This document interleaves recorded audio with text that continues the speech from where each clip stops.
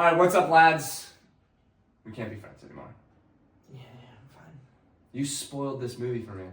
I didn't spoil. Yes, you did. No, I didn't. Dude, so here's the story. I'm making coffee, okay? We're talking about Bone Temple with Mac. Gavin over here goes, "Oh yeah, I saw Housemaid. It was a great movie." Guess what? The twist? The husband's a crazy one. I was going to go see it that day. All right. Hold on. That day. Wait. Let's give this a little context, all right? This is a $30 million budget film that made a 6-week run in the theaters. We just watched a clip on your computer that was talking about the release date of December 19th. Dude, doesn't matter. You saw this movie days ago. I'm such a fan of the Housemaid franchise. What's the name of the author? You're a big book movie fan. Doesn't matter. What's the name of the author? So insulted. I didn't get to read the book, which was my fault. You didn't get to read the book, but you're such a big Housemaid fan. Tell me the name of the author. How many books are in the series? Honestly, didn't even know there was a series. All right. When they ended the movie, and I was like, wait, there's more of these? I thought it was one. I thought it was a one-off. I was like, oh great, 200 million. That's like a great ground floor for mid-budget movies now. We're gonna get a lot more movies based on books. Let's go. Turns out there's gonna be a sequel. It's a great benchmark for budget movies. It's a trilogy. The second one's already in production. It's a franchise. Like, Sweeney's coming back. Seyfried might come back. Like, people are coming back for this franchise. Like, they've got a TV show in production at Amazon right now. I honestly didn't even know that. I don't even think I was listening to you before we actually were talking about that. I don't even think I was listening to you. And this is why I feel okay ruining things, is because of comments like that. I wasn't really listening to you before. Okay, you know what? Then I'm just gonna talk. I just want to let you know, I was so I thought our friendship was getting to a really good place, but then it went down a big notch because that's like my number one rule for my friends. It's like, you can't spoil things, and you did that, and you broke that rule. Well, I really like it when my friends listen to me, which apparently you don't do. So we'll call it even. We're and work from here. We're gone. No, but here's the main thing that I want to say about this movie. I think when you put 3 A-list actors for a franchise book like this, oh my God, don't give me the eye roll. Sydney Sweeney's an A-list actor. No, she's not. We're going to out get stop in a minute. Oh my. Okay, but I think this movie works so well is because everybody gives 110% when acting in this movie and buying into the story and buying into the plot. It makes it very, very believable, and it makes you locked in. Finding the right people for the right characters is important. Yeah. Because book adaptations, we've talked about this when seeing the trailer for things like Project Hail Mary, The Odyssey, and lots of book-to-movie projects. Casting is essential. And getting the right people to play the right characters is huge. Did you know there's a Percy Jackson movie from 2012? Yeah, I watched. That's the thing. Growing up,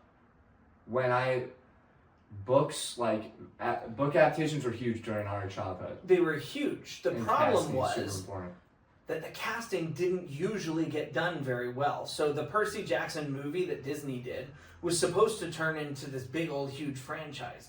But they got the casting all wrong, and so they did one movie and they were out. The TV show that's going on for Percy Jackson now is so beloved because every person they cast, it's huge. They've already signed up for a third season.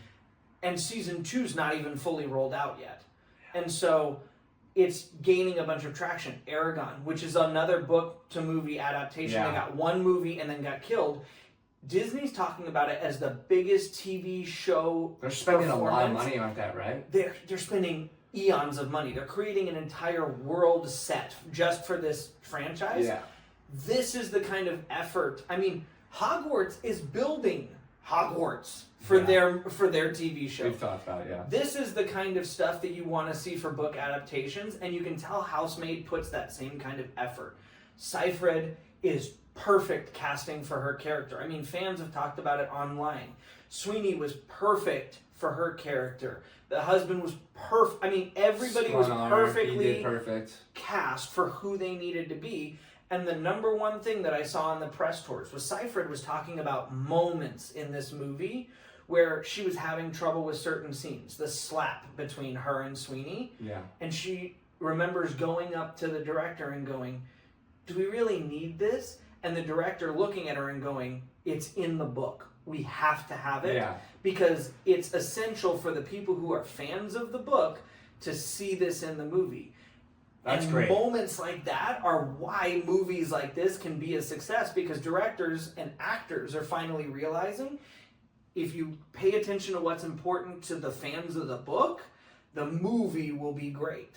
Yeah. And that's what makes this movie a good movie adaptation of the book. Yeah, and that's what sold me. It kept me locked in the whole entire time. And Seyfried's performance was really great. I mean, she sells a psychopath like immediately, right from the jump. I mean, when she has that kitchen scene, I mean, it's unbelievable. Well, and flip of a switch, because the first scene she's in, you're looking at her, and you know, we've seen the trailer, so we knew she was going to take a flip.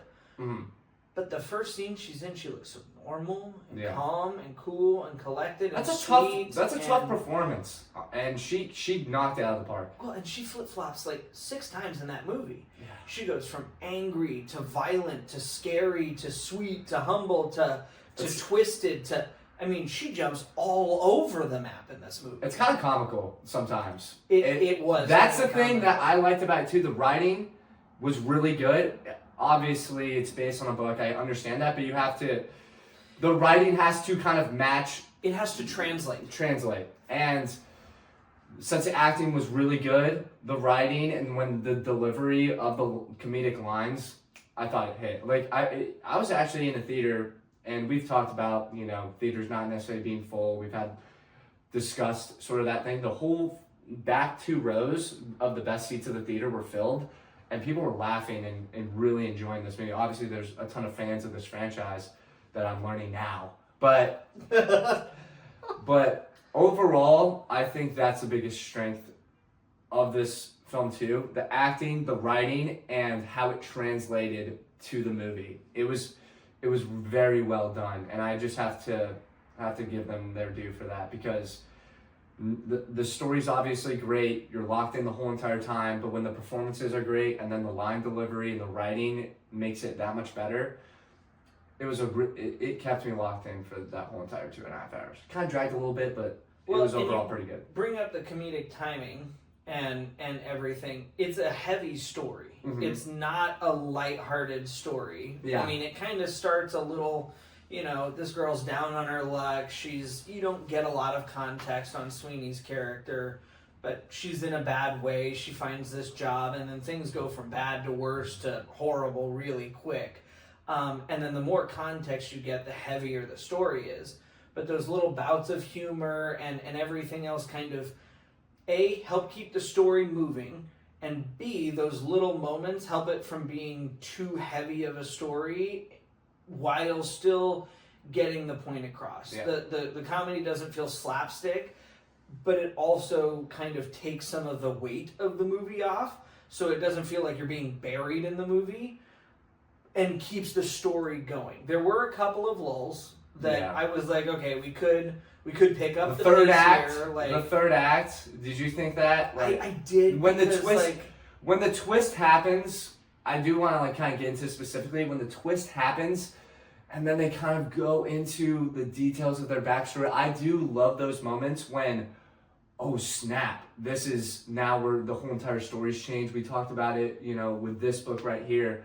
But when those moments happen, I more or less want them to be sort of like really kind of quick and paced, and then we're back into the present, and it's like, holy crap, that just changed my whole entire perception of the movie. That moment the third act kind of lulled a little bit. And I think I know why. And I'd have to go back and read the book, which I just need to go do. I wonder if they spent like a whole chapter on it. I bet you they did, and part of it is I think we got that letter that Amanda Seyfried read out loud. is I bet you that letter's in the book, which is why it's in there. And it's hard to translate that to the movie without slowing it down. Yeah. And so I want to give the director a little credit there, going, okay, you kept something that I know is probably really important to the readers into the movie. I wish that it was kind of a heard dialogue over progress in the story being shown. So you can get a nice 2-for-1. Yeah. Hey, stuff's still going on and you're seeing it, but Seyfried's still getting her dialogue from the letter. So we're still twisting the story on, but still giving that nice moment to the readers and getting Seyfried's letter in. Yeah.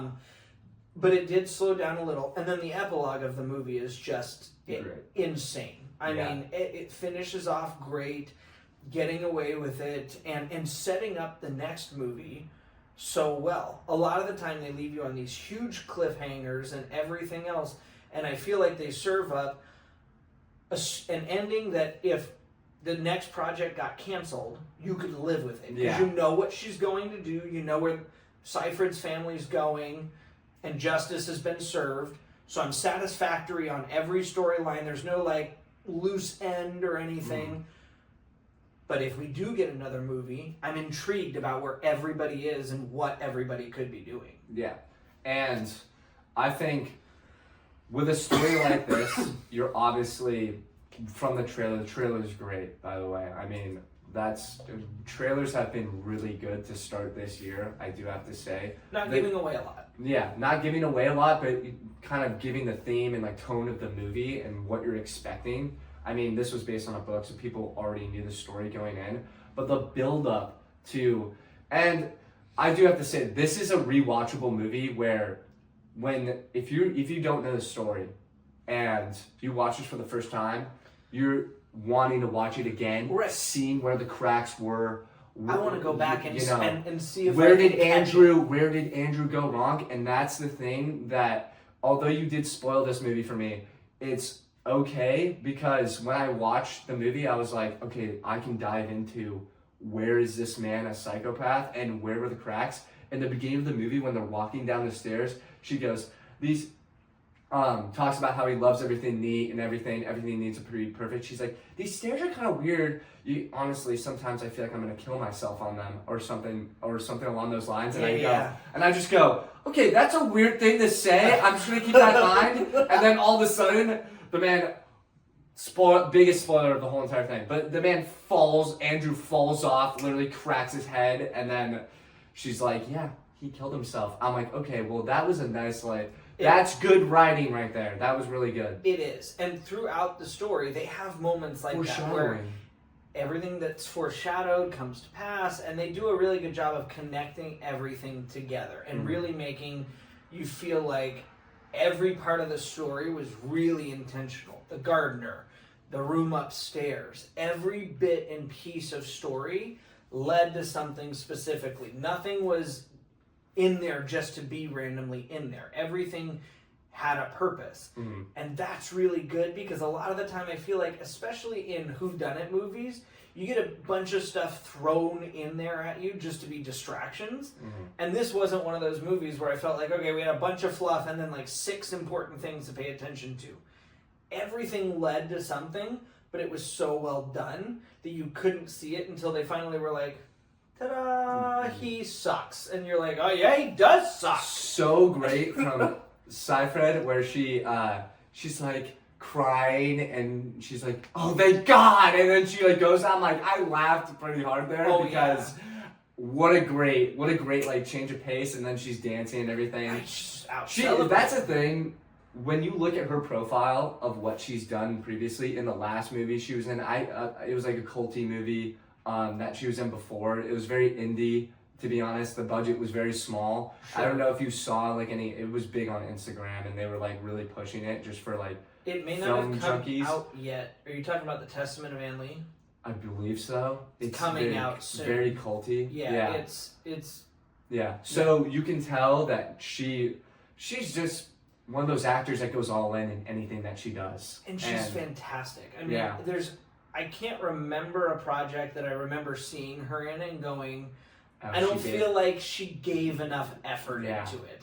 she really immerses herself into the character, and she gives the strongest performance out of anyone because she has to do the most. She has to be a psychopath and a normal person, and then like make you believe that, you know, that she is just this like evil person.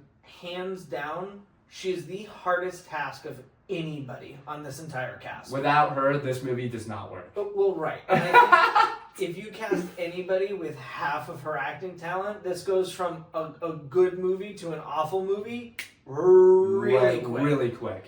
You cast the mother from Regretting You, and yes! the movie sucks. I was going to say that. I know. You can't. It's awful. Just awful.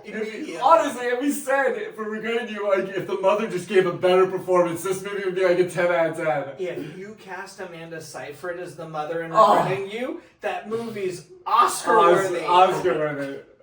Oh my god. But that's and that's the thing. That's like what. That's why it was the first thing I wanted to talk about. Everybody gives 110%. They really just immerse themselves into whether you have to be, because another thing I want to give Skonar a huge shout out to is when the twist happens. Oh my god, the editing team deserves some props too, because when Sydney Sweeney's character Millie, I believe, right? Yep, Yeah, Millie gets trapped. Into that weird, creepy, freaking prisoner-like room. Oh my god. I mean, when you have trouble with the lock, listen, I think that's the first sign that you're in a crazy home. But with the locks on the outside of the door as opposed to the inside. Listen, the window's not on, it's like a triangle too, so you can't climb out. If I came into your bedroom and you were like, oh, the lock's on the outside, I'd be like, that's it for me on Fake Cine-Files. I'm out of here, dude. Like, goodbye. What are we doing? Don't need the podcast that much. Like, I'm good. But right when that twist happens, Sklanar's voice just so deep and sinister, and he's like, Millie, and it's so good. His right character from the start, switch up is... It's really good. It's really good. Yeah. And I mean, everybody there does such a good job with their switches. I mean, I feel like in movies like that, it's especially hard. It makes me think of The Shining a lot. Yeah. That's my best example all time of character switch ups. Is you have probably to come in. It's probably the best ever. It is. It is. When you come in having to play two completely different characters that are the same person, that's the shining example, and no pun intended. It's the shining example. Who really didn't do that on purpose. But every single one of these people in this film really latched on to the core of each of their versions of the character. I don't feel like any version of any particular character struggled. Each one of them had their own uniqueness to each side of the character, that it wasn't even difficult to go from psychopath Nina to, terrified Nina to free Nina. And same thing with Andrew. Yeah. I mean, controlling, neurotic, dangerous, abusive Andrew to like trophy husband. Once he's there, I'm immediately like, holy crap, this man is a fucking asshole. Right, and he easily becomes the quickest character to hate in the film at the drop of a hat, and it really does lend to his performance, because the whole first half of the movie you're going like, gosh, I feel bad for the guy. You know, he's out here trying to be a good husband and a good father. You have the trophy wives just talking absolute crap on Nina. And then garbage on Nina. You're getting little Easter eggs here and there on like her character and how she went to an insane asylum and everything. Right, trying to drown her kids. And then you get this twist and you're like, I've never hated anybody more than that guy right now. And awful. Yeah. And the story's written so well for it, the twist is written so well for it, and the actors do such a good job portraying it that you're in it the entire time. That's writing great. Exactly the story that they want you to. Yeah. And the torture scenes are enough for me where I'm I mean, Millie's scene where she has to gash herself 21 times. They did a great job of immersing you into that moment, and it was horrific. I mean, it was very gory, and I had like probably 12 people in the theater with me. Everyone was squeamish during that moment, and then, oh my God, Nina having to pull out 100 hairs on her scalp. I was so pissed during that whole entire, because that's the worst. That feeling where you have to just pull out one hair. Oh my goodness. But those scenes, the stakes of it, you know, what they're going through, and that's why I didn't like how the third, like the reveal and the backstory of Nina, even though it is needed, was just really long for me, because right when the turn happens, it takes me a little bit away from when the moment happens to when Millie is captured. I'm more or less like, can we just go back to Millie being captured and can we get this like story moving again? Right. I understand, you know, I need to hear her backstory and how she got knocked up and, you know, how she ended up with Andrew, but I felt like it could have been done a little bit quicker. But from that standpoint, that's a little nitpicky thing. Right. Yeah. All right. So overall score for Housemaid? Honestly, I'm going to give this, I'd say like an 8.7. Because I also want to talk, after we give our scores and stuff, this is a great movie that gives us hope for more book adaptations and more franchises of book adaptations, because I think movies kind of lost that for a little bit, because there was a couple franchises like Stranger Things and stuff like that piece of content where you have to come up with a franchise from scratch. There are so many great book franchises that if you, and I talked about this with you have to treat authors now like you're getting a top-end director, in my opinion, or like an executive producer, because if you can get people involved with these projects and wanting to bring their stories to life into the screen and get that back, for especially the authors make a ton of money too. I mean, we talked about The Martian, Project Hail Mary. I mean, everybody's already saying Project Hail Mary is a masterpiece from like early screenings, which is so great. I mean, we're looking at Regretting You, which we enjoyed a lot. And I mean, the people that wrote bad reviews for that, just get out of here. And but Colleen Hoover has 2 more movies coming out. Exactly. And so they look great. They look great. So I spoke to you early in 2025 when we started this podcast. Book adaptations need to happen, and because if you do them right and you get the right actors and you get the right casting, when I'm reading Project Hail Mary, I'm literally thinking Ryan Gosling should be casted for this. And I'm reading the whole entire time, I'm thinking Ryan Gosling is in the book, and I'm reading all these sequences of Ryan Gosling in the book. And they made Rocky in this, it's not a spoiler, they already spoiled the freaking in the trailer. They made Rocky a mechanical, like real life, like real life doll. Yeah, animatronic, which is great. So the casting was great. The actors went 100% in. The story was interesting. It was, you know, a stereotypical like whodunit. And even though I got spoiled, I mean, I would love to rewatch it again just to find more cracks in Andrew's character, to see like where I could have found. Yeah, he's a psychopath. Like, what the hell? He's already a bad dude because he had an affair, but right. Yeah. But he's actually much worse. But he's much worse. He's much worse than that. And then the ending was really good too, because I didn't know it was a franchise, but when the ending happens, I'm like, okay, Millie's got a good character here. I can't wait to see what she does in the second one. So I give it an 8.7 because I thought the adaptation for the book was great. Characters were awesome. And then I think fans of the franchise loved it. So it got a 7 on IMDb, which is a great score for their website. And I think people overall really liked it as well. So we're looking good for book adaptations, especially towards the end of 2025 and coming in like to 2026. I think that's going to be a main focus for studios, which is what I wanted, because then if I see that they're going to make a movie of it, I want to go read the book. So yeah, we're already on that.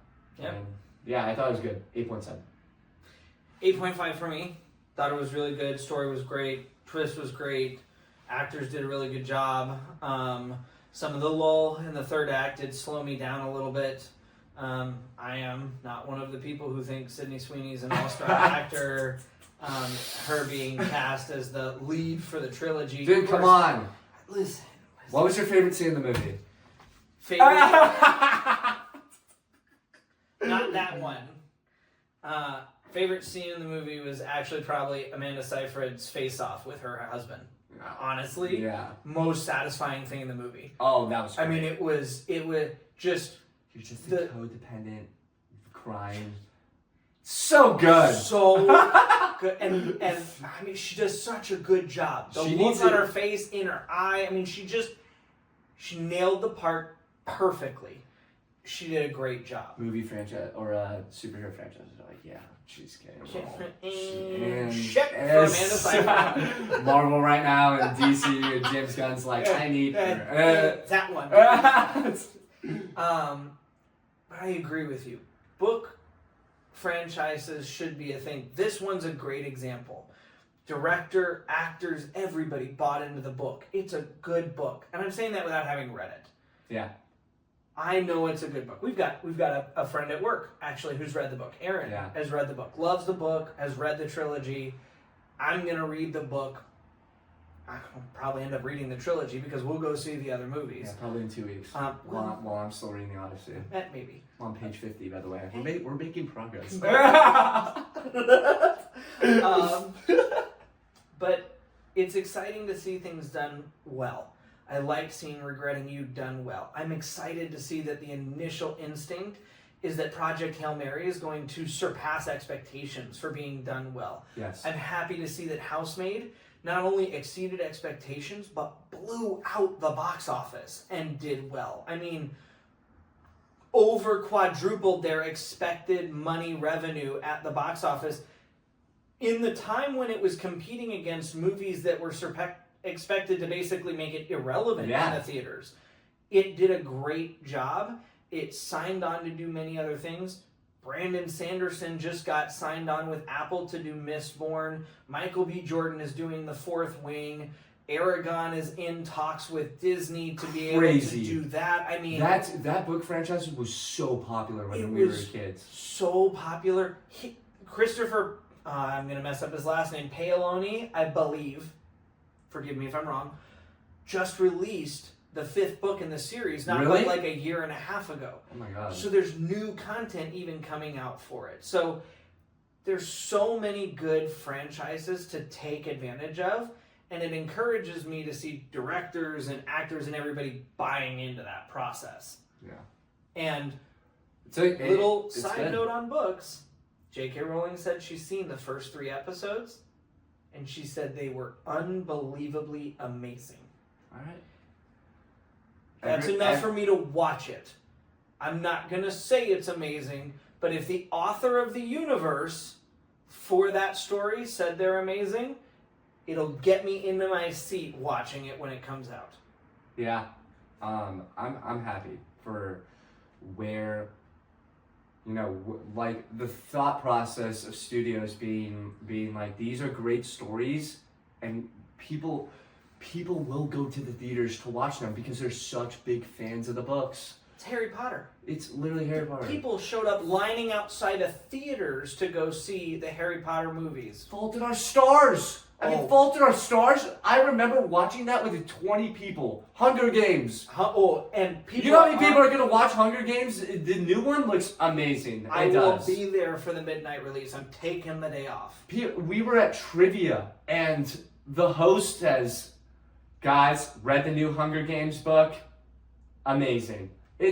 People are still fans of these franchises. You're still making movies about them, and people will go to the theaters to go see them. I remember being in middle school, and I wasn't a big reader, but everybody's like, "Oh, we got a group of friends, and we're gonna go watch because the book is amazing." I mean, take these franchise books and run with them. Make them a TV show. Make them a TV series. Make them a movie. It doesn't matter. I think movies are great because you can take a big chunk of content and make them great, put A-list actors in them, and it'll be fine. And it encourages me that the actors are starting to see these projects as viable things. Because half the trouble with getting these book adaptations to be taken seriously was getting actors to be interested. If you can get actors like Amanda Seyfried, Mason Thames, McKenna Grace, Sydney Sweeney, to come on, be interested in acting in these projects, though, it's not about. I mean, Michael B. Jordan is looking to be the guy to bring Fourth Wing to television. Yeah.